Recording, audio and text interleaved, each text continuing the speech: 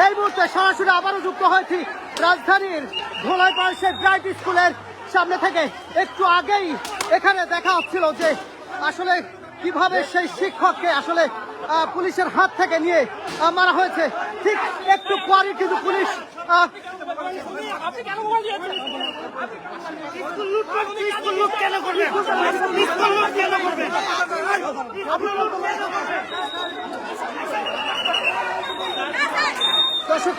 যেমনটি বলছিলাম তার ঠিক কিছুক্ষণ পরেই কিন্তু পুলিশ অ্যাকশন শুরু করেছে। এই মুহূর্তে পুলিশ কিন্তু একদম এই স্কুলের ভিতরে যারা অবস্থান করছে একটা একটা করে ধরে তাদেরকে কিন্তু আসলে গণধোলা দিচ্ছে পুলিশ। দর্শক,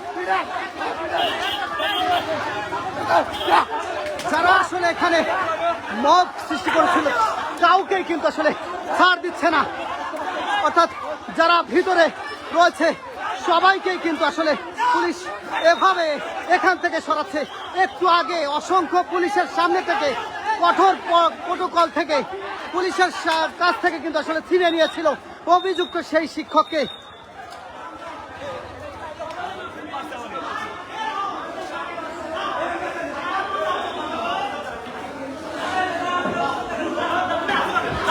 পুলিশের হাত থেকে ছিনিয়ে নেওয়া পুলিশ কিন্তু ঠিক 10 মিনিটের মধ্যেই কিন্তু আবারও ব্যাক করছে এবং এখানে যে সকল শিক্ষার্থীরা ছিল আসলে যারা আন্দোলন করছিল তাদেরকে কিন্তু আসলে ইতিমধ্যেই কিন্তু তাদেরকে লাঠি চার্জের মাধ্যমে এখান থেকে সরানো হয়েছে এবং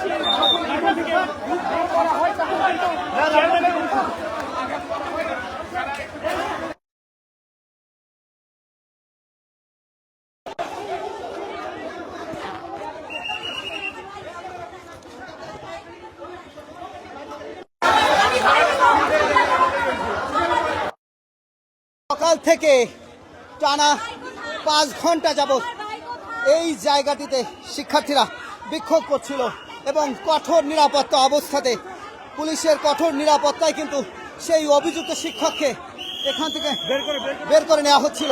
সেই অবস্থাতে শিক্ষার্থীরা তাকে কিন্তু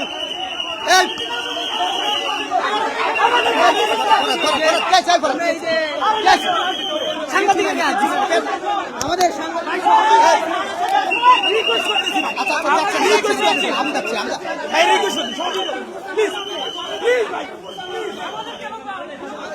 আপনি আমার ব্যথা দিয়ে বড় মলম মাখতেছেন, আপনি আমার ব্যথা দিয়ে বড় মলম মাখতেছেন,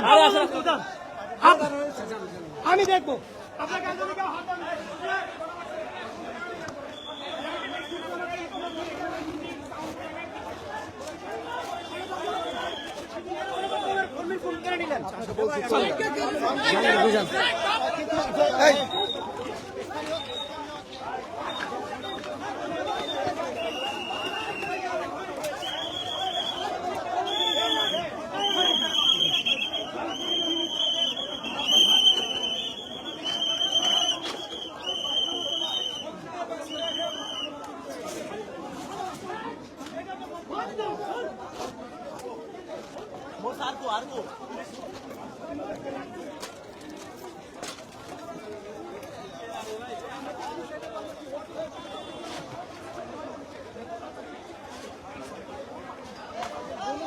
দর্শক, ভিতরে যে সকল শিক্ষার্থীরা ছিল এই মুহূর্তে আমরা দেখছি তারা হাত উঁচিয়ে শিক্ষা প্রতিষ্ঠান থেকে বের হচ্ছে। সকাল থেকে নানা নাটকীয়তার পরে এই ব্রাইট স্কুল অর্থাৎ ধোলাইপাড়ের সেই ব্রাইট স্কুলের যে অভিযুক্ত সেই পরিচালক যিনি কিন্তু ভিতরে আটকা অবস্থাতে ছিল, এক পর্যায়ে পুলিশের কঠোর প্রোটোকলে তাকে কিন্তু আসলে বের করা হয় এবং পুলিশের হাত থেকে ছিনিয়ে নিয়ে শিক্ষার্থীরা তাকে কিন্তু বেধড়ক মারধর করে।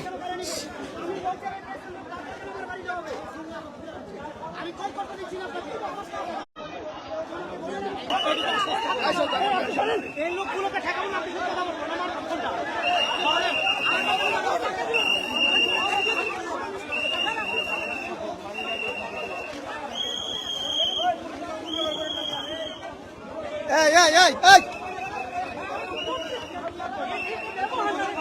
এটা তো ব্যবহার না।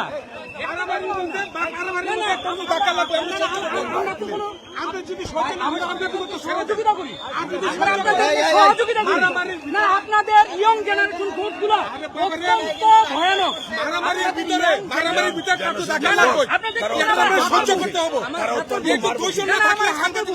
আমার হাতে কেন সাংবাদিক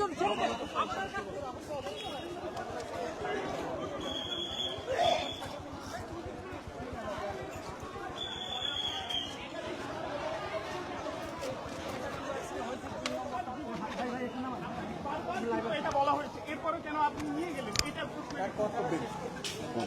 ভাই বলেন, উত্তর দিয়ে যান ভাই।